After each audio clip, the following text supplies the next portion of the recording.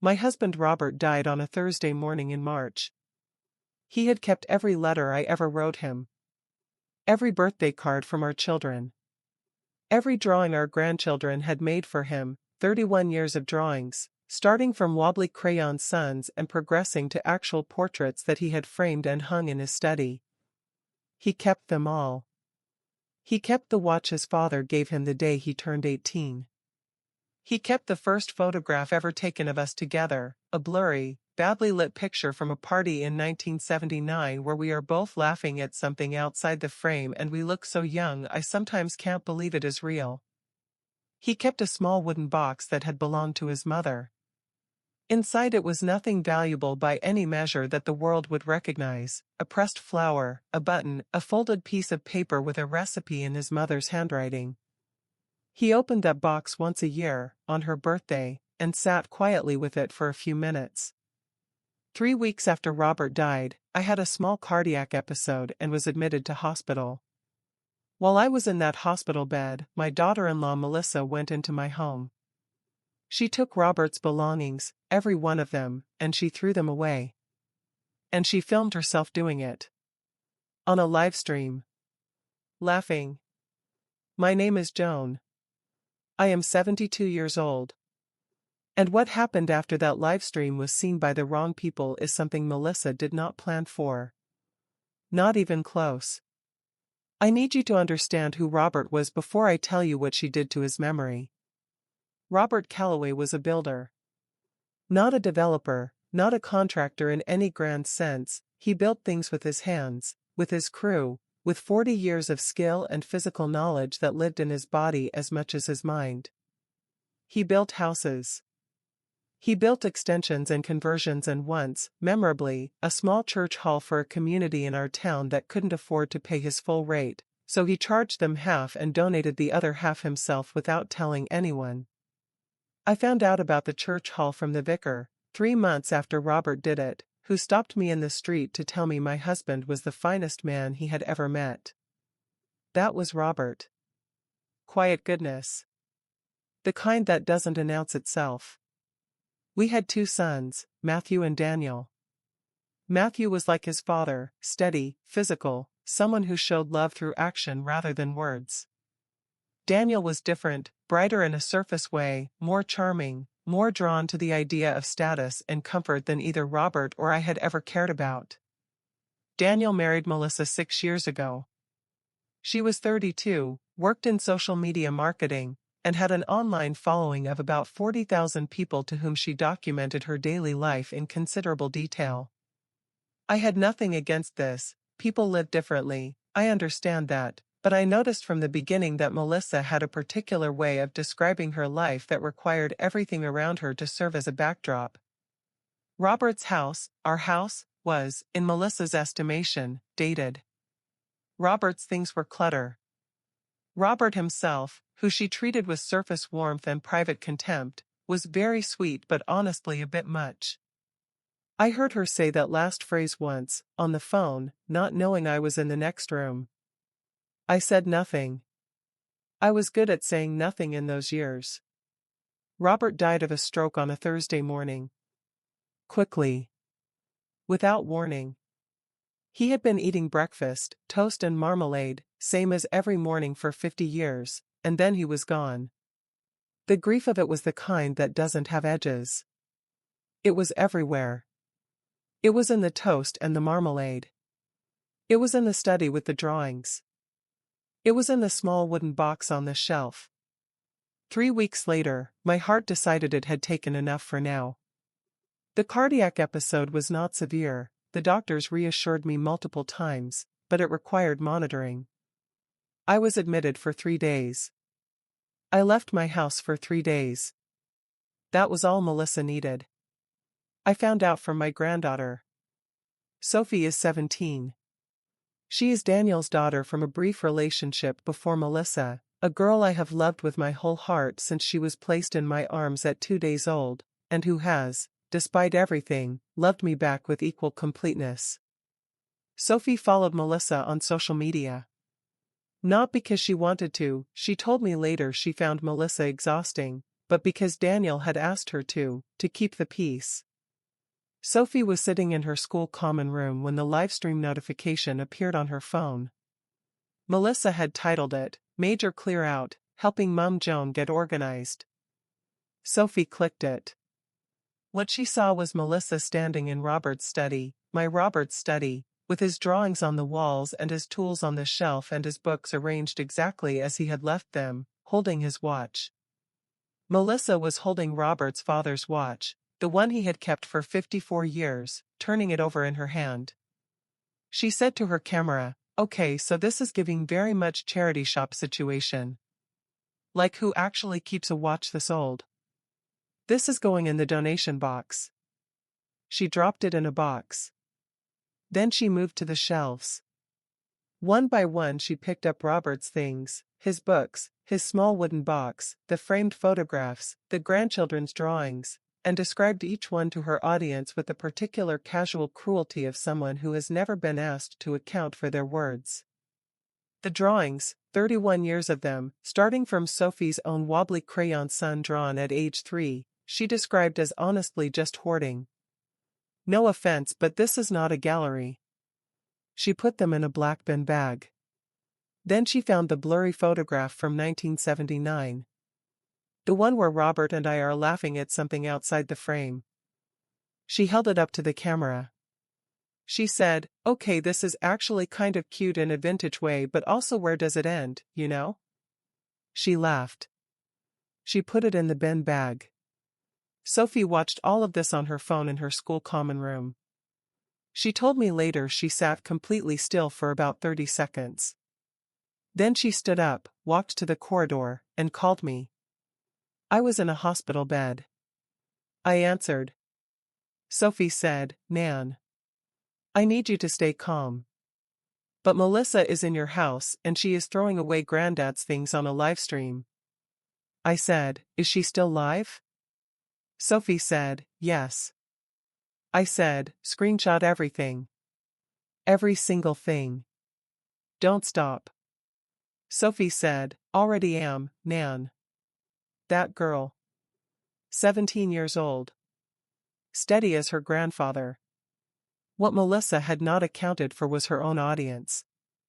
40,000 followers. Not a huge number by social media standards, but large enough to contain a significant sample of human decency. And as Melissa cheerfully dismantled a dead man's study, her comments section erupted. At first it was confusion. Then questions.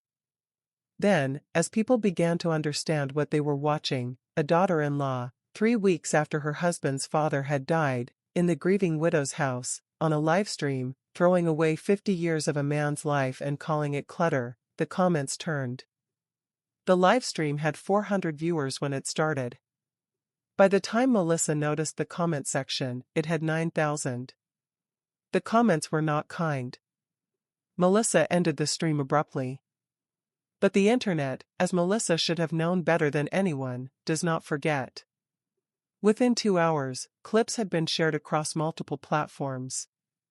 A woman who ran a grief support page, a woman named Carol with over 200,000 followers, shared the clip with a caption that simply said, "This woman's husband died 3 weeks ago. This is what is happening in her home while she is in hospital." Carol's post reached 4 million people by the next morning. A journalist from a national newspaper called Daniel's workplace. 2 of Melissa's brand sponsorships, a home organization company and a lifestyle brand, terminated their contracts within 48 hours. And a solicitor named Howard, who had watched the clip on his daughter's phone over dinner, called the number of a law firm colleague who specialized in property and estate law, and asked a question. The question was, if a person enters a property without the owner's consent and removes or damages items of sentimental or financial value, what are the legal options? The answer was considerable. I discharged myself from hospital one day early. The doctors were not pleased. I told them I was going home and I would rest there, and if they had serious objections they could call my GP and we could all discuss it. They let me go. Matthew, my steady, quiet, Robert-shaped son, drove me home. He had seen the live stream. He had seen Carol's post. He had not spoken to Daniel yet because he did not trust himself to speak to Daniel yet. He held my arm as I walked into my house. The study door was open. I stood in the doorway. The shelves were half empty.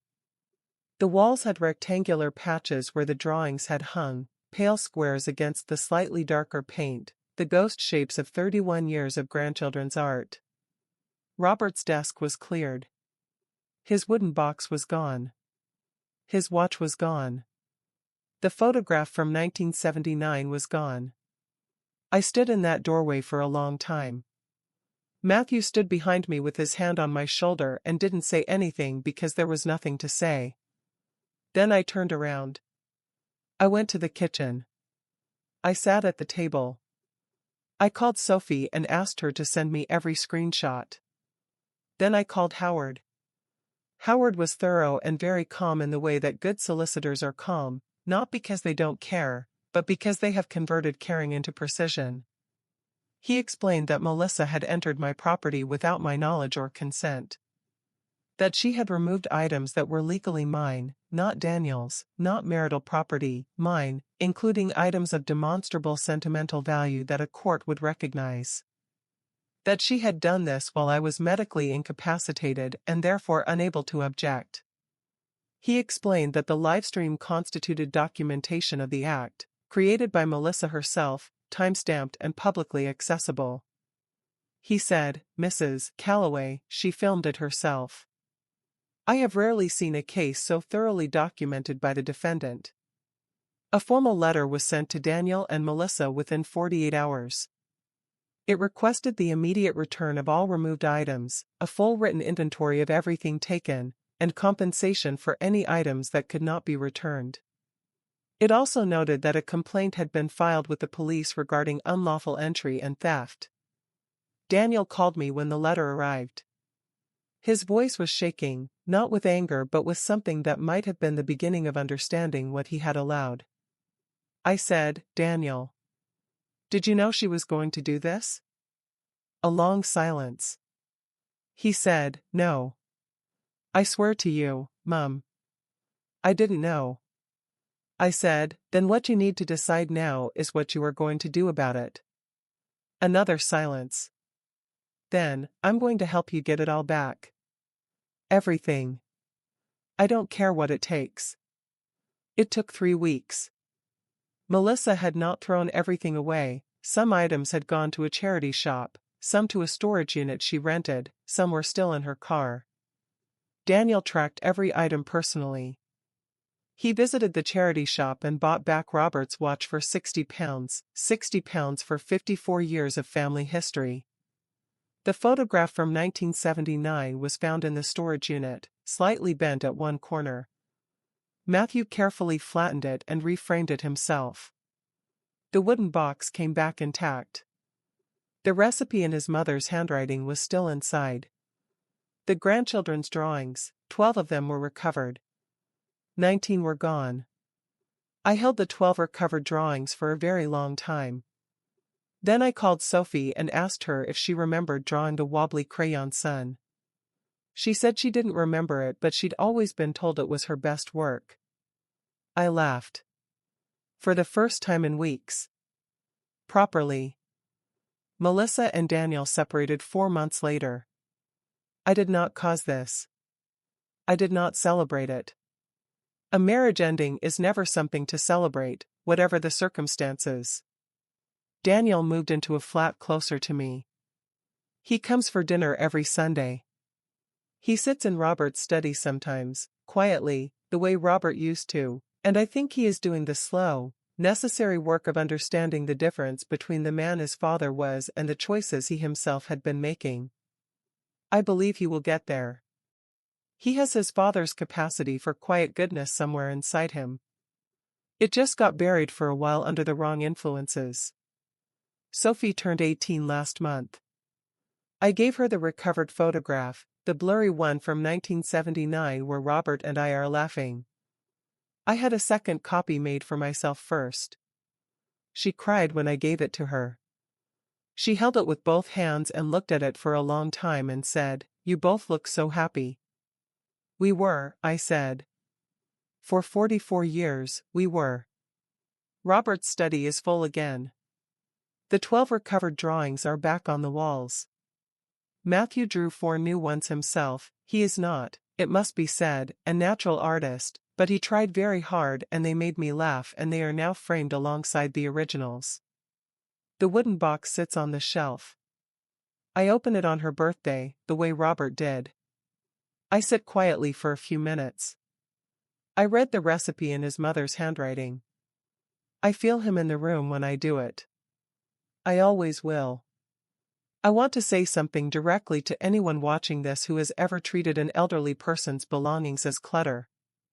I want to say it plainly and without anger, because I have spent enough energy on anger already, and it is not a fuel I intend to keep burning.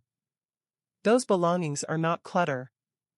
They are the physical record of a human life.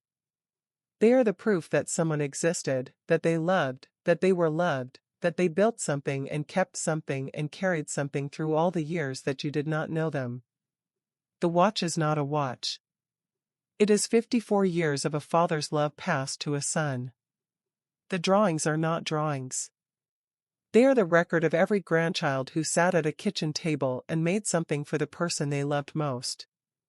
The photograph is not a photograph. It is the exact moment two people who would spend 44 years together were laughing at something neither of them can remember anymore. Before you throw something away, ask whose hands have held it. Ask what it meant to the person who kept it all these years. Ask. Always ask. Robert was a quiet man who built things with his hands and donated half his rate to a church hall and kept 31 years of his grandchildren's drawings on his wall. He deserved better than a bin bag on a livestream. They all do. If Joan and Robert's story moved you, please give this video a like and subscribe. We share powerful stories every single week. Share this today, this one needs to be seen. And tell me in the comments, what would you have done in Joan's position? What would you have said to Daniel? I am reading every single comment and I want to hear everything you feel.